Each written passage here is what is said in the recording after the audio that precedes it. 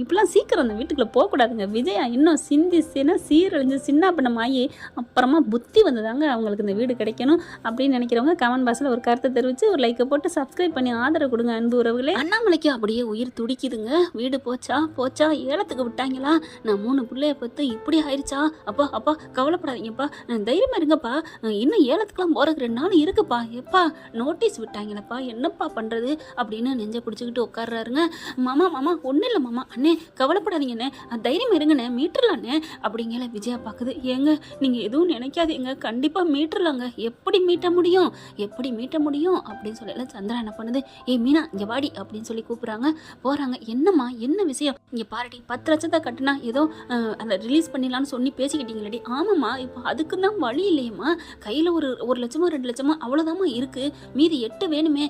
இல்லடி மீனா அது வந்து அப்படிங்கல விஜய் என்ன பண்ணுது, அப்படியே மெல்ல போய் ஒட்டு கேட்குதுங்க. என்ன பேசுகிறாளுங்க அப்படின்னுட்டு, நம்மளை பற்றி எதுவும் கிண்டல் பண்ண போகிறாளுகளா அப்படின்னு பார்த்தா இது என்ன இதுக்கு கேவலம். ஆனால் அவங்க நல்ல மனசு என்ன பண்ணுறாங்க, கொஞ்சம் கூட யோசிக்காம டக்குன்னு பெட்டியை திறந்து இந்தாடி தாலி அப்படின்னு சொல்ல. எதுக்குமா, ஏம்மா இதை அடகு விற்கிறியோ, ஏதோ ஒரு பணம் உதவும், இதை குடிடி மாமா, பாவண்டி அந்த வீடு இன்னைக்கு நில குழஞ்சு போய் நிற்கிதுடி, இந்த மாதிரி கஷ்டத்தில் இருக்கிறாண்டி நம்ம உதவணும் அப்படின்னு சொன்னோன்னா அம்மா அப்படின்னு கட்டி பிடிச்சி அழுகுறாங்க. எப்படிம்மா அப்படிங்கிற, விடுடி இதில் என்னடி இருக்குது, இல்லை நீங்கள் இப்போ கூட அவங்க நல்லா இருக்குன்னு நினைக்கிறீங்க, ஆனால் நீங்கள் தப்பாக ஏதோ அடுத்தவங்ககிட்ட பேசிட்டீங்கன்னு. அதை விட மீனா, அதெல்லாம் ஒன்றும் பிரச்சனை இல்லை, அவங்க ஏன் அப்படி பேசுனாங்கன்னு எனக்கும் தெரியல, நான் அப்படிலாம் அவங்க கொடுமைப்படுத்துனாங்கன்னு நான் சொல்லவே இல்லை. ஆனால் மீனா நீங்கள் வந்து இருந்த பாரு, அப்போ தான் என்ன மாமியார்லேருந்து கோச்சிட்டு வந்துட்டாளா அப்படின்னு கேட்டாங்க. நான் ஆமாம் சின்ன பிரச்சனைகள் ஏதோ, நான் என்னன்னு தாண்டி வாயை திறக்காமல் இருக்க முடியும், அந்தளவுக்கு நான் மனுஷி மகான்னு இல்லை, அந்தளவுக்கு உங்கள் மாமியாரும் ஒன்று வந்து கொஞ்சமாக டார்ச்சர் பண்ணாங்க தானடி அப்படின்னு சொல்ல. அம்மா விடுமா, அதெல்லாம் ஒன்றும் பிரச்சனை இல்லை. அதுவும் இல்லாமல் உன் வீட்டுக்கு பூக்கட்ட வந்தாங்கல்ல, அவங்களாம் சொன்னது தாண்டி, நான் ஒன்றுமே செய்யலடி அப்படி இப்படின்னு சொல்ல. சரிம்மா இப்போ அந்த பவுனை எடுத்துகிட்டு கொண்டு போய் கொடுப்போம், அவர் என்ன சொல்கிறான்னு தெரியல, ஆனால் அவர் வேணான்னு தான் சொல்லுவார், ஆத்திர அவசரத்துக்கு இதெல்லாம் பார்க்காதீங்கடி அப்படின்னு சொல்லி கொடுக்க, அந்த நகையை வாங்கிட்டு வர விஜயா டக்குன்னு ஒளிஞ்சுக்கிறது. அப்படியே பின்னாடி ஒன்றும் தெரியாத மாதிரி போகுது. சே இவ்வளோ நல்லவளாக இருக்காளுங்களா, நம்ம தான் தப்பாக புரிஞ்சுக்கிட்டோமா அப்படின்ட்டு அப்படியே அங்கே தள்ளி பண்ணிக்க அண்ணன்ட்ட வராங்க. அண்ணே நான் ஒன்று முடிவு எடுத்திருக்கேன் அப்படின்னு சொல்ல. என்னம்மா முடிவு, ஏன்னா அண்ணாமலையும் கேட்டுட்டு தாங்க இருக்காரு. என்னண்ணா அப்படின்னு தாலியை கொடுக்க, என்னம்மா நினச்சிட்ருக்க, என் வீட்டு கஷ்டத்துக்கு ஒன்று நான் சுமப்படுத்துவேனா, அண்ணே அது தூங்கிக்கிட்டு தானே இருக்குது, நீங்கள் உங்களுக்கு எல்லாரும் நிம்மதியாக இருக்கணும்னா அதுக்காக இந்த தாலி போகிறது எனக்கு ஒன்றும் பெரிய விஷயம் இல்லை, அதுவும் இல்லாமல் என் பொண்ணோடதும் நகை இல்லைன்னா அவளே கொடுத்துருவா. ஆமாம்மாம்மா, அதுவும் ஏற்கனவே நம்ம வீட்டுக்கு தானம்மா நீ கொடுத்துருக்குற அப்படிங்கிறாரு அண்ணாமலை. ஏன் விஜயா, அவங்க நம்ம வீட்டுக்கு அவங்களுக்கும் சம்மந்தம் இல்லை, அவங்களே தாலியை கொடுக்கல, நீ நகை நட்டு ஏதாவது கொடுக்கலாம்ல அப்படிங்கல பார்க்குது விஜயா. அது வந்து ஏங்க எனக்கு வீடும் போச்சு, இப்போ இருக்கிறதே இந்த நகை தான், இதையும் கொடுத்துட்டா எங்கள் அம்மா விட்டு நினைவுன்னு ஒன்றுமே இல்லாமல் போயிடும், எனக்கு உயிரே போயிடும், எனக்குன்னு இதுதான் தெம்பு அப்படின்னு சொல்ல. அப்படியே முத்து பார்க்குறாங்க. சே அப்படின்னு சொல்லிட்டு மீனா பார்க்குது, வந்து வேகமாக சொல்லுது, என்னமோ சொன்னீங்க எங்கள் அம்மா பற்றி எப்படி சொல்ல வச்சுச்சு அப்படின்னுட்டு, பார்த்தீங்களா சொந்த வீட்டுக்கே அவங்களே கண்டுக்க மாட்டேங்கிறாங்க, ஆனால் எங்கள் அம்மா எப்படி. சரி விடு, இப்போ பேசுறதுக்கு நேரம் நான் தான் சரி விடுன்னு சொல்லிட்டேன்ல அப்படின்னு சொல்லிட்டு இருக்காங்க. அண்ணாமலை என்ன பண்ணுறாரு, அப்படியே பார்க்குறாங்க. இப்போ வீடு போச்சா நான் என்ன பண்ணுவேன், ஐயோ முத்து வலிக்குதுடா, நெஞ்சு வலிக்குதுடா அம்மா அப்படின்னு விழுந்துடுறாரு. சாஞ்சிட்டு நெஞ்சை பிடிச்சிக்கிட்டு, அப்பா என்னப்பாச்சுன்னு எல்லாரும் துடிக்கிறாங்க, கதறாங்க, ஓடி வராங்க. வந்துட்டு அப்பா அப்படிங்கல, மூச்சு விட்டுதுடா, என்னங்க அப்படின்னு சொல்லிட்டு, டேய் ஆம்புலன்ஸ் கூப்பிடுறா அப்படின்னு சொல்லிட்டு அள்ளி போட்டுக்கிட்டு ஆஸ்பத்திரிக்கு ஓடுறாங்க. அங்கே சீதா ஆஸ்பத்திரி தாங்க டான்னு காமிக்கிறாங்க. சிந்து பைரவில் எது நடந்தாலும் சிவா ஆஸ்பத்திரிக்கு போகிறாங்க, இல்லைன்னா சினேகா ஆஸ்பத்திரிக்கு போகிறாங்கல்ல, அதே மாதிரி தான் இப்போ சீதா. ஐயோ என்னாச்சு மாமாவுக்கு, என்னாச்சு அக்கா, என்னக்கா அப்படின்னு அந்த பிள்ளை வேலையை பார்க்குறத விட்டுட்டு ஓடி வருது. அதுக்கப்புறம் ஸ்ட்ரெச்சரில் வச்சு கொண்டு போகிறாங்க. எல்லாரும் வரக்கூடாது, வெளியே நில்லுங்க எல்லாரும் அப்படின்னு சீதா சொல்லியிருந்தா, அதனால எல்லாரும் நிற்கிறாங்க. அக்கா விடுக்கா, நீ இருக்கா, நான் பார்த்துக்கிறேன் அப்படின்னு உள்ளார கொண்டு போகிறாங்க. உள்ளக போயிட்டு கதவை சாத்திக்கிறாங்க. என்னாச்சு மாமா, என்னாச்சு, நெஞ்சு வலிக்குதே அப்படின்னு துடிக்கிறாங்க. இங்கே விஜயா கடந்துட்டு பார்த்தா பயங்கரமாக அழுகுது. ஐயோ என் வீட்டுக்காருக்கு ஒன்றும் ஆயிடக்கூடாது, நான் வீட்டுக்குன்னு அழுவனா, என் வீட்டுக்காரருக்குன்னு அழுவனா அப்படிங்கிற முத்து மீனா பார்க்குறாங்க. ஏம்மா இப்போ கூட உனக்கு வீடு தான் முக்கியமாக போச்சா, ஐயோ நான் வீடுலாம் முக்கியம் நான் சொல்லவே மாட்டேன், உங்களுக்குலாம் தெரியாதாடா அப்படி சொல்ல. எனக்கு நல்லா தெரியும் அப்பான்னா நீங்கள் உசுரை விடுவீங்கன்னு, அதை தாண்டா இரு, இப்போ என்ன பண்ண போகிறாங்கன்னு தெரியலையே, இப்போ அப்பாவுக்கு என்னாச்சுன்னு தெரியலையே அப்படின்னு புலம்ப உள்ளுக்கு இருந்து வராங்க. நரசும் சீதாவும் வராங்க. என்னாச்சு என் வீட்டுக்காருக்கு என்னாச்சு அப்படிங்கல.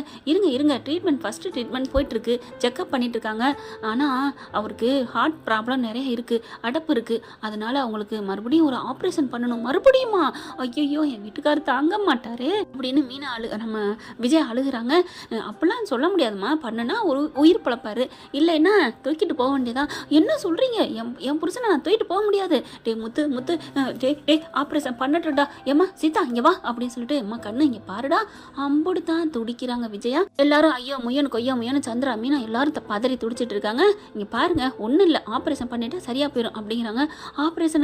ஆப்ரேஷனுக்கு எவ்வளோ செலவு வரும் அப்படிங்கிறாங்க. எப்படியும் ஒரு 6-7 லட்சம் வரும். அப்புறம் பெட்டு சார்ஜ் அது இதுன்னு 10 லட்சத்திட்ட வந்துருங்க அப்படிங்கிறாங்க.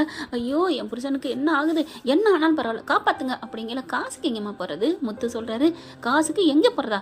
நான் இருக்கேன்டா, என் புருஷனுக்கு நான் இருக்கேன், உங்களெல்லாம் ஒன்றும் பண்ண முடியாட்டி விட்டுருங்க அப்படின்னு சொல்லிட்டு என்ன பண்ணுது, கழுத்தில் நடக்கிறது எல்லாத்தையும் எடுக்குதுங்க. பார்க்குது, தாலியை எடுப்போமா வேணாமான்னு நினைக்க.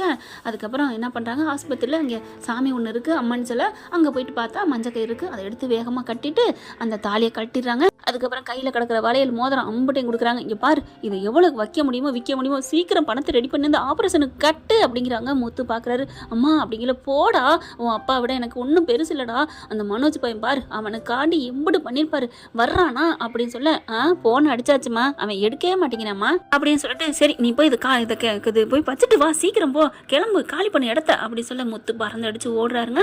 மீனாவும் தான் போகிறாங்க. போயிட்டு அடகு வைக்கிறாங்க. அவங்க கையில் காலில் எல்லாத்தையுமே சேர்த்து ஒரு 15 பவுன் வருங்க. அதனால 10 லட்சத்துக்கு மேலே வைக்கலாம் அப்படிங்கிறாங்களா. 10 லட்சம் போதும் அப்படின்னு 10 லட்சத்தை வச்சுட்டு ஓடி வராங்க. இங்க வந்தா பார்த்தா ஆஸ்பத்திரிக்கு இந்தாங்க 10 லட்சம் பிடிங்க அப்படின்னு சொல்ல, என்ன பண்றாங்க, சீதா இந்தம்மா அப்படிங்கிறாங்களா. சார் மாமா நீங்களே வந்து உள்ளார கட்டுங்க மாமா அப்படின்னு சொல்ல, நானா? ஆமா ஒரு ஆள் மட்டும் வாங்க அப்படின்னு சொல்ல, எங்கே கட்டணும், பில்லு அங்கே கட்டணுமா? இல்லை உங்க அப்பா பார்க்கணுங்கிறாரு, வந்து பார்த்துட்டு அதுக்கப்புறம் கட்டுங்க அப்படிங்கிறாங்க. சரி அப்படின்னு சொல்லிட்டு விஜயா உள்ளுக்க வரப்போகுது. நீங்க வர வேணாம், யார் வரக்கூடாது, டாக்டர் திட்டுவாங்க அப்படின்னு சொல்லவும் சரின்ட்டு முத்து மட்டும் உள்ளர போறாரு. கதவெல்லாம் டக்குன்னு சாத்துறாங்க. முத்து பாக்குறாரு, ஏன் தாப்பா போடுறீங்க, யாரும் வரக்கூடாது இல்ல? அப்படியா, சரி சரி அப்படின்னு சொல்லிட்டு உள்ளர போறாங்க. ஸ்கிரீனை நீக்கிட்டு பார்த்தா அப்படியே அதிர்ச்சி ஆயிடுறாரு முத்து. அப்பா அப்படின்னு சொல்ல, என்னடா வா வா வந்து உட்காரு, நீ ஒரு இதை போடு அப்படிங்கல. என்னப்பா, சரி சாரிடா, நீ ஒரு இதை போடுன்னு கட்டிங்க சொல்ற மாதிரி சொல்லிட்டனும், வா வா சாப்பிடுவா அப்படிங்கல. பார்த்தா அங்கே மசாலா தோசை அது இதுன்னு பின்னி எடுத்துட்டு இருக்காரு. என்னப்பா சீதா, என்னது இது, என்ன ஆஸ்பத்திரியா இல்ல ஹோட்டலா? மாமா அவருக்கு பசிக்குதுன்னாங்க, அதான் வாங்கி கொடுத்துருக்கோம், அதான் பையில கொண்டு போனாங்கன்னு மீனா சொன்னாலா.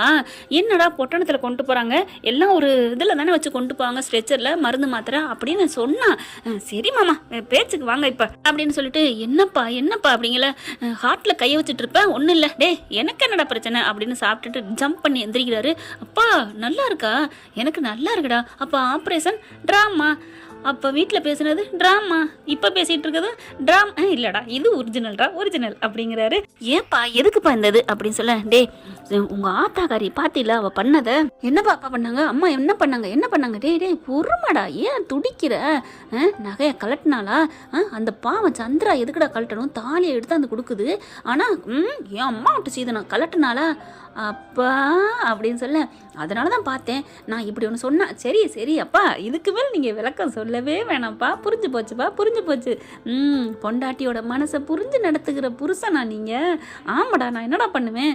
சூப்பர்ப்பா சூப்பர், முள்ளால் எடுத்துட்டீங்கல்ல அப்படின்னு சொல்ல, சரிடா நகையெல்லாம் கொடுத்தாளா? கொடுத்தா, அதான் உங்களை தூதுவன் சீதா சொல்லியிருப்பாங்களே. என்ன மேடம் சொல்லிட்டீங்களா? நான் சொல்லிட்டேன் மாமா அப்படின்னு சொல்ல, சீதா நீ உடந்தையா, பின்ன நல்லதுக்கு நிற்கலான்னு வள்ளுவர் சொல்லியிருக்காருல. சூப்பர் அப்படின்னு சொல்லிட்டு, அப்பா நான் 10 லட்சத்துக்கு அடகு வச்சுட்டேன்ப்பா, சரிடா இந்த பணத்தை கொண்டு போய் கட்டுடா, கட்டிட்டு சீக்கிரம் நம்ம பத்திரத்தை ரிலீஸ் பண்ணுற அந்த சீலை எடுத்தா தான் எனக்கு நிம்மதி அப்படிங்கிறாங்க. அப்புறம் உண்மையிலே எனக்கு நெஞ்சு வலி வந்துடும் அப்படிங்கிறாங்க. அப்போ உங்களுக்கு உண்மையிலே நெஞ்சு வலி வரலையா? டேய் ஆரம்பத்தில் வந்துச்சுடா, ஏலத்துக்கு போகுது அப்படின்னோட எனக்கு நெஞ்சு வலி வந்துச்சு, அப்புறம் கொஞ்சம் சமாதானப்படுத்திட்டேன். ஆனால் சந்திரா நகையை கொடுத்ததுக்கப்புறமும் இவ கழட்ட மாட்டேன்னு சொன்னால, அப்புறம் தான் ஒரு மாஸ்டர் பிளான் போட்டேன். நான் நெஞ்சு வலின்னு துடிச்சா உங்கள் அம்மா துடிப்பா, நகையை கழட்டுவான்னு பிளான் போட்டேன். அப்பா என்கிட்ட சொல்லியிருக்கலாம்லப்பா, ஏன்டா? இல்லை நான் நகையை வச்சுட்டு வரையில ஆக்சிடென்ட் ஆக தெரியுமா உனக்காண்டி பதட்டத்தில். டே அப்படி இருந்தால் தாண்டா ரியலாக இருக்கும், எதையுமே ரியலாட்டிக்காக பண்ணணும். போப்பா உன்னோட இதுவும் போப்பா அப்படின்னு சொல்லிட்டு செல்லமாக அடிச்சு விட்டு அப்படியே கட்டிக்கிறாங்க. பரவாயில்ல, இந்த ஆஸ்பத்திரி உங்களுக்கு ஒத்துக்கிட்டாங்களா அப்படி சொல்ல, சீதா என்ன பண்ணுறாங்க, ஆமாம்மாம்மா நானும் நல்லதுக்கான்னு சொன்னேன், டாக்டரும் சரின்னு சொல்லிட்டாங்க. சரி இப்போ காசை கட்டிட்டு ஆப்ரேஷன் பண்ணலையா என்னன்னு கேட்டால், அதெல்லாம் அப்புறம் பார்த்துக்கலாம்டா, எனக்கு என்ன நடிக்கவா தெரியாது. அப்பா நீ நடிகன்பா அப்படி அப்படின்னு சொல்கிறாங்க. அதுக்கப்புறம் பணத்தை கட்டிட்ட மாதிரி கட்டிவிட்டு வெளியில் போகிறாரு முத்து. பணத்தெல்லாம் கட்டியாச்சு, ஆப்ரேஷன் நாளைக்கு பண்ணலான்னு சொல்லிட்டாங்க. ஏன்னா கொஞ்சம் ஏதோ ஒன்று அளவு கம்மியாக இருக்கான், அதை ஏற்றிட்டு நாளைக்கு பண்ணிக்கலாம்னு சொல்லிட்டாங்க. சரிப்பா எங்கள் அப்பா என் புருஷன் என் அப்பா வரணும் அப்படின்னு சொல்லிட்டு இங்கே புலம்பிட்டு இருக்காங்க. அடுத்து முத்து மீனா கூட்டிகிட்டு வெளில போகிறாரு. என்னங்க ஆச்சு, என்ன நடக்குது, அடியே வா சீக்கிரம் வா அப்படின்னு சொல்லிட்டு பணத்தை கொண்டு போய் அந்த வக்கீல்கிட்ட கொடுத்து கோர்ட்டில் ஸ்டே ஆர்டர் வாங்கிடுறாங்க. ஏலமுள்ள ஒன்றும் இல்லைங்க, வாங்கினதில் பாதி கட்டியாச்சு அப்படின்னு சொல்லிட்டு அந்த சீலை எடுத்துடுறாங்க. எடுத்து முடிச்சுட்டு அந்த வீடியோ எடுத்துகிட்டு வந்து அப்பா கிட்ட அம்மா கிட்ட எல்லாத்தையும் காமிக்கிறாங்க. சீலை எடுத்தாச்சு அப்படின்னு சொன்னோன்னே விஜய் அப்படியே அழுதுகிட்டு இருக்கு. என்னங்க நாளைக்கு உங்களுக்கு ஆப்ரேஷன் பண்ணிடுவாங்களே, இப்போ என்னங்க பண்ண போறீங்க, விடு விஜய் அதெல்லாம் சரியாக போயிடும் அப்படின்னு சொல்லிட்டு இருக்காரா. இங்கே அவர் வந்து அந்த சீல் உடச்சதை காமிச்சோன்னே 2 பேரும் துள்ளி குதிக்கிறாங்க. எப்படிரா அதெல்லாம் அப்படித்தான் அப்படின்னு சொன்னோன்னே ஜம்ப் பண்ணி மறுபடியும் அண்ணாமலை எந்திரிக்கிறாரு. விஜயா இது ஒன்னால தான் அப்படி சொல்ல. என்னாலயா, என்ன சொல்கிறீங்க, எனக்கு ஒன்றுமே இல்லை, நான் நல்லா இருக்கேன், கிளம்பு. என்னங்க சொல்கிறீங்க, ஆமாம் ஒன்று சின்னதாக பொய் சொல்லி நடிச்சிட்டேன், ஆனால் நல்லதுக்கு தான் நான் பொய் சொன்னேன், அதுக்காண்டி மன்னிச்சுக்கோ அப்படின்னு சொல்லிட்டு எல்லாத்தையும் சொல்கிறாரு. நடந்தது பூரா. அட பாவி மனுஷா, அப்போ என்கிட்ட நடிச்சிங்களா நகை வாங்குறதுக்கு உங்களை அப்படின்னு சொல்லி அடிக்கிறாங்க. ஆனாலும் பாத்தியா உன் பையன், உன் ஆசை புதல்வன் வந்தானா எவ்வளோ கஷ்டப்பட்டுட்டு இருக்கோம், நெஞ்சு வலின்னு சொல்லி வரல பாத்தியா, விடுங்க, அவன் எதோ தெரியாமல் இன்னமும் நீ அவனுக்கு சப்பக்கட்டு கட்டுறியா, சரி விடுங்க அப்படின்னு சொல்லிட்டு இங்கேருந்து கிளம்புவோம் அப்படின்னு டிசார்ஜ் பண்ணிவிட்டு வீட்டுக்கு போகிறாங்க. வீட்டுக்கு போனதுக்கப்புறம் அவங்களுக்கு அப்படியே சொர்க்கத்தில் வந்து நிற்கிற மாதிரி விஜயா அப்படியே வானத்தை நோக்கி பார்க்குறாங்க. எல்லாருமே அப்படியே ஒரு ஹாப்பியாகிறாங்க. என்ன ஃப்ரெண்ட், இப்படிலாம் போக வாய்ப்புகள் இருக்கா, பார்க்கலாம் என்ன நடக்க போகுதுன்னு. ஆனால் இப்படிலாம் சீக்கிரம் அந்த வீட்டுக்குள்ளே போகக்கூடாதுங்க. விஜயா இன்னும் சீரழிஞ்சு சின்ன பண்ணமாயி அப்புறமா புத்தி வந்ததாங்க அவங்களுக்கு இந்த வீடு கிடைக்கணும் அப்படின்னு நினைக்கிறவங்க கமெண்ட் பாக்ஸில் ஒரு கருத்தை தெரிவித்து ஒரு லைக்கை போட்டு சப்ஸ்கிரைப் பண்ணி ஆதரவு கொடுங்க அன்பு உறவுகளே. Thank you friend. இந்த வீடியோ உங்களுக்கு பிடிச்சிருந்தா தயவு செய்து லைக் பண்ணுங்க. இன்னும் அப்டேட்ஸ்க்காக சேனலை சப்ஸ்கிரைப் பண்ண மறக்காதீங்க. நம்ம கிட்ட இருக்க எல்லா சேனல்ஸோட லேட்டஸ்ட் வீடியோ அப்டேட்ஸ்க்காக மேல ரைட் சைட்ல காட்டுற லிங்கை கிளிக் பண்ணி வாட்ஸ்அப் குரூப்ல ஜாயின் பண்ணுங்க. உங்களிடம் விடைபெறுவது நான் உங்கள் மெஹர்.